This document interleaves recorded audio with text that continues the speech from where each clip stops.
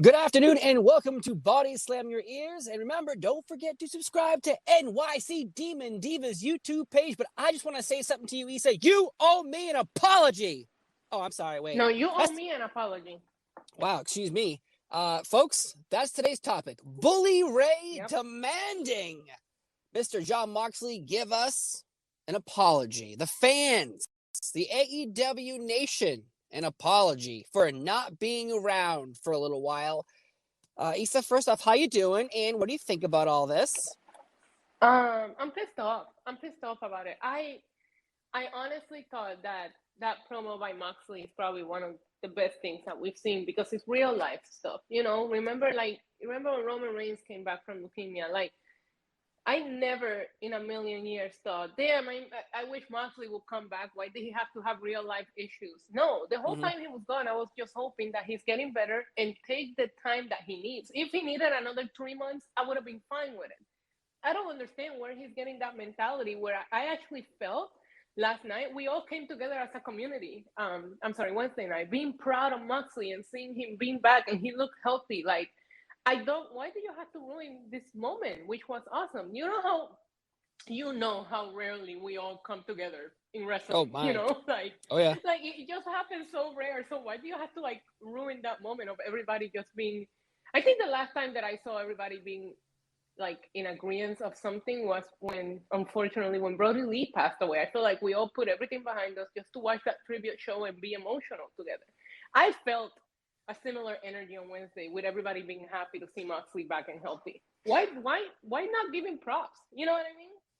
Well, here is the direct quote. We'll read. There's 2 paragraphs. I'll read the first one and we'll analyze that, and we'll jump to the second paragraph. This is from Bully Ray on Busted Open Radio. I did enjoy that they started off with Moxley. They came out with a bang. People were ready for it, and Moxley said what he needed to say. However, I would have liked to have heard him just a little bit of accountability from Jon. I understand the whole demons thing, and we always use the word demons as a creative word to get around the real issues, whether it's an alcohol issue, whether it's a drug issue. In Tommy Dreamer's case, it's an eating issue. Everybody has some kind of demon that they have to get around. So it seems that he doesn't care if anyone has problems. We all have to just like pull ourselves up by our bootstraps and push through. And sometimes people can do that. And sometimes people can't do that. And there's no weakness in asking for help. Okay. I understand where he's coming from. I think that what he's trying to say is that maybe he just worded it wrong. I'm assuming, and you tell me what you think, Steve, but I'm assuming that he thinks that some people don't have the support system or the nerve to get up and get help when they need it the way that Moxley did, or some people maybe are not mentally strong to fight these quote-unquote demons. I think that's what he's trying to say, right? Is that what you think? Well, what I got from this was like the old man mentality where it's like, stop being a pussy and get up. You know, you fall off your bike, you scrape your knee, you're supposed to just get up, brush off the dirt, and keep on going. That's what I'm getting from that paragraph. That's what I'm getting from that direct quote from Bully Ray, that he's saying, if you have a problem, you shouldn't have to go away and take care of it. You should be able to push through life while taking care of your problems, which, guess what? Sometimes you can't. No, sometimes you can, but at the same time, it's like, I feel like he used the word accountability. And in my opinion, Jon Moxley holding himself accountable is saying, I got to put a stop to this and I need to get help. I think that's you holding yourself accountable instead of keeping going on a track where you could lose everything. You know, I see your point too. I just don't understand, like, I don't know where he's coming from because everybody has a different demon and everybody has a different way of dealing about it, and everybody has a different support system, a different financial situation. Do you know how expensive rehab facilities are? Let's start there. Not everybody can go to rehab. I understand that. You know what I mean? So it's just like, I don't know. I just feel like this is complicated. All right, well, here's the paragraph that everyone latched on to, and that's what got Bully Ray all this hate. Bully continued. We have our demons. These demons get the best of us, and they got the best of Jon for a time period where he had to step away from AEW. I would have liked to have heard him say a bit of an apology to the AEW fans. You don't have to apologize to the boys, even though the boys do count on you, but any of those guys and gals could have the same problems that you do. And trust me, I came up in an era where a slew of men and women had their demons. The fans expect a little bit more of you. What about the fans that bought tickets to see AEW and Jon Moxley? While Jon was away taking care of his problems, I'm happy that he left and took care of his problems, and he looked incredibly healthy last night, and I love everything that he said. I just would have loved to have heard a little bit of accountability. There's that word again. I don't know if I'm sorry is necessarily the right word, but maybe endear yourself. Hold on. Maybe endear yourself a little bit to the crowd if you felt you let them down. This is coming from me, the hard ass of all hard asses. Personally, if it was me in the same situation, the first thing I would have said is, guys, I'm sorry if I let you down. I think that would have been the proper thing to do. That's obviously the direct quote, that paragraph that got Bully Ray in big problems with the wrestling community. So obviously, let's break this down. And he's believing, which unfortunately at the bottom of things, you should say card subject to change. He believes if you bought an AEW ticket a long time ago, you expect to see Jon Moxley. So with Jon away, you didn't get the full experiment of your ticket. So if that's the case, when somebody gets injured, they need to come back and apologize, right? If you're telling me, like, okay, I went to WrestleMania 32 thinking I was gonna see Seth Rollins and John Cena. I booked a trip to Dallas, paid for a hotel room, and they got injured. Do you think I wanted them to apologize to me? No, it's the same concept. Like, these people can be out of action at any time because of what they do for a living. So now every time somebody is out of action and tickets are sold ahead of time, they have to come back and apologize. That's the first thing that they should do. Like, Ray Phoenix owes us all apology for his elbow breaking. Drew McIntyre, your best friend, owes us an apology. Sasha Banks is not going to be in the Rumble. I want an apology. Me too. I'm livid. Roman Reigns got COVID for day one. I need an apology. How dare Roman Reigns? I will prefer the apology for Roman Reigns to be in person in my bedroom. Okay. That just went left. I thought we were going right. I thought we were going right and took a sharp left. It's Friday, Steve. You know how it is. I do know how it is. But yes. You know that's what he means. It's like, okay, so that means that every time any performer is out of action, they need to apologize to the fans because everybody buys a ticket to go see a specific person. That I understand. But we also know that people get injured. It happens in NFL. It happens in baseball. It happens in all sports. People get injured. Things happen. It makes no sense. I don't know what the fuck he was on when he made these comments. I don't either. I think he just started talking and then he couldn't back out of his conversation, so he just kept pushing forward. He just kept digging the hole even deeper. Yeah. Like, what? No. I read that and I was like, that is the most ridiculous statement, especially from somebody that's in the industry that, I don't know. I just feel like Jon Moxley has always tried to look like this badass. So the fact that he would even admit to needing help, to me, was a huge step for him. Yes. I think his having a child probably really put something in his brain where, like, before it was just him and then obviously Renee, his wife, and I think that he could just be like, well, this is my problem. Well, now his problems and now his family's problems. So if he doesn't take care of himself, his family kind of loses out too. Yeah. Exactly. And you know what? He made a comment on his promo that really reminded me of. I read the Brock Lesnar book, and Brock Lesnar, when he first quit WWE, was because he was going down a really bad path of alcohol and pills. And Brock says in his book something very similar that Jon Moxley said, which is like, I was on a plane landing on I don't know what city. I was just showing up, doing what I needed to do, not even knowing where I was at. And Mox made a comment about that, how he woke up in a plane not even knowing where he was at. Like, they have to have that moment where they're just like, what the fuck am I doing? You know what I mean? Like, if you want, obviously, to live a long, healthy life. And I feel like Bully Ray, more than most people, should be able to understand when these wrestlers hit that rock bottom moment and not accountability. That man is going to be held accountable every day. He was held accountable as soon as he stepped out and some asshole in the crowd called him a drunken piece of shit. Yeah. You don't think that you don't think he has to live with this? Like, I would assume if I have a problem and I'm not famous, I will struggle tremendously dealing with it, let alone doing it in front of hundreds of thousands of people. He's held accountable every minute of his life, in my opinion.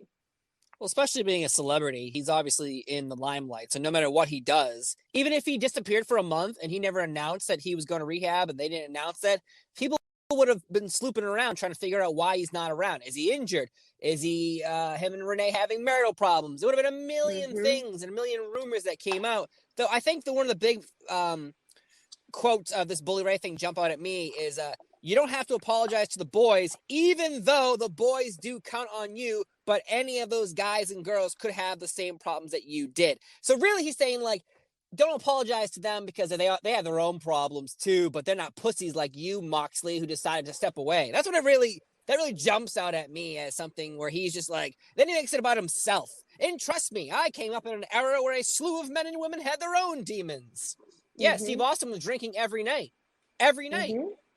On TV and off TV. Come on, you've heard stories about Shawn Michaels and drugs that pill they problems. were doing and things that and no, I don't appreciate that, because it's like, I don't know what era he grew up, or I don't know if he knows the concept of friends or family, but I do think, as much shit as I talk, I do get a vibe of they care for each other in AEW. Like, they feel like family, the roster. You know what I mean? And I would assume that they want him to go get their help. I mean, Eddie Kingston just made a statement. This is off topic, but he just made a statement about how he quit cigarettes, he's going to quit working, he's going to take care of his health because he wants to do more with the company. I would assume that people will support him for that. Or do you think Bully Ray thinks he's a pussy for that too? Is Kenny Omega a pussy for dropping the title and stepping down to take care of injuries because he wrestled Angel for a year? Like, his comments, I'm sorry, this makes no sense. I have never been more proud to never have listened to Busted Open Radio than I am right now. Well, at least the other host did say Moxley only needed to apologize to his friends and family, and he doesn't need to apologize to anyone else. But like, again, at least somebody there has some common but apologize to your friends and family. Like, it really depends on how you look at alcoholism or like being addicted to things, because there's two thoughts. There's one, you're weak, you can beat this. Oh, right. You let, like heroin get the best of you, blah, blah, blah, blah, blah, blah. Or you have an addicted personality, and if it wasn't heroin, if it wasn't alcohol, it would have been chocolate or cheeseburgers or buying shoes or anything. So really, it depends how you look at an addiction. Obviously, some addictions can kill you. Other ones are just, you could be in the poorhouse because you spent all your money on gambling. So it really depends how you look at the situation. Like, the thing of it that you take away from all of this is that addiction, regardless of how you look at it as an outsider, whether you dealt with it firsthand or secondhand as a family member, somebody that's suffering from it, it's a disease. So if somebody gets cancer or some chronic disease that they can't get a cure for, you're not gonna ask them for an apology for getting sick. You know what I mean? Like. Yep. Like, I have a paralyzed stomach. Nobody's telling me to apologize to them because my stomach is messed up. You know what I mean? So because it's addiction and it's a frown upon kind of illness, then they can't be weak or they have to apologize for having it. I get it, because some people say, oh, it's weak because you fell into the habit to begin with. But it is still a disease. It is proven that an addiction is a disease and there's no cure for it. That's why I told you. I feel he's going to be held accountable every day. Because an addiction comes back just as easy as just giving into temptation. Because you brought up, you bring up cancer. It's not like you can like open a can of cancer and drink enough of it to get cancer and get disease. Right. Jon Moxley did open that beer or alcohol. He did take the drink. I get that part. But at the same time, you just said it's been medically proven that addictions are real. There are, and sometimes it's just your endorphins kick in and suddenly you feel great every time the smell of beer happens, or cigarettes or marijuana or whatever. So it really all just depends on how you feel about medical science. If you don't believe in it, that's your problem or get help. But so you don't know. Listen, I personally think, in my opinion, and I would love to hear yours, but I think somebody that is such a hard ass, like I do whatever I want rebel, Jon Moxley, admitting it out loud, allowing them to publicly say what he was going through. Because I do think that people would have dug up for it, but if he would have said to Tony Khan, I'm going to get help, I don't want anybody to know, nobody would have said it publicly. You know what I mean? Yep. And he could have came back like it was nothing. So I think him allowing the story so that he can inspire other people, that makes him more badass than anything else. And that to me is worth more than an apology. Yeah, I think so. I don't want him to apologize. I want him to be healthy, and I want him to take care of himself and his family. That's all I want from Moxley. Was I happy to see him? Fuck yeah, I was. I missed him. And you know I used to hate Dean Ambrose. But I think Jon Moxley is exactly who this guy is. And that's the thing. I always felt Ambrose felt forced, where Moxley is exactly who I think this guy is. And that's what I love about him. Like, he's himself. He was a lunatic fringe. How dare you? Oh, my God. Remember the freaking, was it the cage match, the lunatic fringe match? No, the Ambrose Asylum match. Yeah. With Jericho. Yes. They had the mob and the plant. Oh, my God. Yeah. I just want to read a quote from Alexis_B82. This is I just type in Bully Ray on Twitter. This is the first tweet that pops up, the most popular one. Jon Moxley doesn't owe us anything. Bully Ray, however, owes me an apology. I was in Chicago at the show in 2017 when he announced his retirement, and yet had to watch him in the ring for several more years. I would like, hey, Roman, chill. Of course, my dog has to make an appearance because he always does. Of course. I want to read and quote Renee, Jon Moxley's wife tweet, which just says, "Real bad take at Bully Ray." Like, she actually at him. And the responses on there are great. There's a couple of responses from, people in the industry. Of course, we all think that was the most ridiculous thing Bully Ray has said in a long time. Yes, 100%. But yeah, I just think Bully Ray, bad take, my friend. I've heard stories about you harassing people in Ring of Honor backstage. I've heard all types of stories. Yeah. If you look up Bully Ray stories the past 10 years, guess what? There's not going to be a lot of positive ones. There's a lot of that. I heard he was booking Ring of Honor, then I heard he harassed people backstage. I heard he physically harmed fans. Has he apologized for any of this? No, because apparently it's not an addiction. He didn't miss the show. He was still there. Okay, I see. You know what? Now that we were talking about completely random and completely off topic, and I tend to do this to you a lot, but since we're talking about Twitter and responses, I just wanted to tell you that I saw that Walter, because I'm not calling him that, tweeted out a picture of himself, and he just wrote Gunther. And I don't know if you saw, but Finn Balor responded, and he said they hated Finn too. Yeah. That they did. Oh that my God. Did. I also saw a news report saying that WWE is disappointed with NXT 2.0. I did see that. I did see that story, and I think it was like the source from that was, nobody has the source, obviously, but I did see Andrew, I don't know, he's your friend, right? Andrew Zarin. My buddy Andrew. Yeah, we drink together. So he wrote, spoke to a source at WWE regarding WrestleVote's report on WWE being disappointed on how NXT 2.0 is going. According to my source, this would be Andrew's source, a lot of the blame is being put on the abruptness of how everything was changed. Fan perception of the product isn't helping either. Yeah. And because you're putting too many new people for all of us to get to know too fast, and they all come out and lose.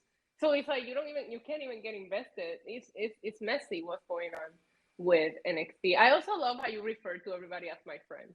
Yesterday you say your friend Sean Ross Sapp, your friend Andrew Sirius. Well, no, which I'm not fronting. They are my friends indeed, but the Sean Ross Sapp one was a private text message. I wasn't on air. I know, but you always say that, and it makes me laugh. I mean, they are my friends. Well, listen, who wouldn't want to be friends with a smart, intelligent, beautiful woman like yourself who likes wrestling? Huh? Who wouldn't? I mean, obviously, you were the first one, so you're my OG I was the first. I'm the one. I'm the one. You're the first person I ever talked wrestling with. Yes. There we go. See, I'll always be that. But thank you, folks, for listening to another episode of Body Slam Your Ears. Remember, don't forget to subscribe to the Demon Diva YouTube page. It's NYC Demon Diva. This lady is killing it, folks, and she's allowed my voice to appear on this channel, and I bow down to you, oh great one. Thank you so much. Yes, thank you guys. Subscribe to the channel. If you can catch it live on stereo, you can watch the replay on the channel later, which Steve does an awesome job editing those videos because I don't have time for She didn't have editing time, videos. So folks. I appreciate you. Too busy. She's too busy posing, taking pictures of herself for all of you fans out there who are subscribing to her OnlyFans account as well, folks. She's talking in Spanish for the wrestling, taking beautiful photos of her body. You can subscribe to that, pay to see it. It's a wonderful thing. I won't subscribe to it. It's like talking to my sister. No, it will make things weird. I don't want to see my sister. I don't want to see my sister wearing a bra and panties, so I don't want to see you the same way. So thank you so much for not sending me a free subscription. Thank you, folks, for listening. It definitely is Friday. It's definitely Friday. Time to go to real work. I'll see you next time. We end the show the same way we do every day, Monday through Friday. No Saturdays and Sundays because that's, my time to myself. How do we end the show, though? Adios. Adios.